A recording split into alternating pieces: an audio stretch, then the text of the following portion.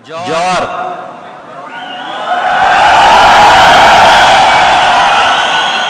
Jawahar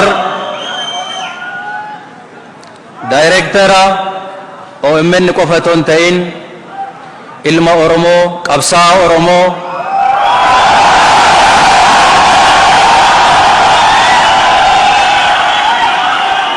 isin fuuldurat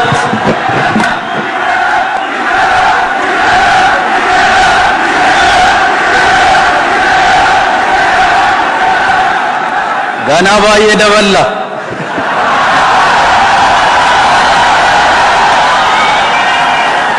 Jawahar Mohammadiif hundaa ol hunda caalaa jaalala obbolummaa isaaf qabu isin fuulduratti ibsuufiin barbaada. Akkasumas OMN'n qabsaa saba Oromooti miidiyaa qofa miti. Har'a waliin gaarreeffan nuti doofa miti nuti jaamaa miti nuti wallaalaa miti warra nu galeeru warra waa hunda beeknu kana ni dhama'aa jiru saba Oromoofi kan Jawaar dhama'aa jiru saba Oromoofi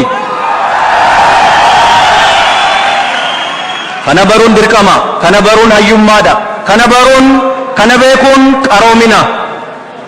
qaroomina kanaan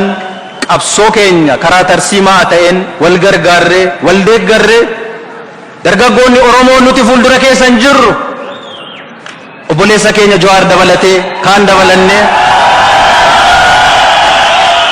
qabsoon ummata keenya duraan dursinee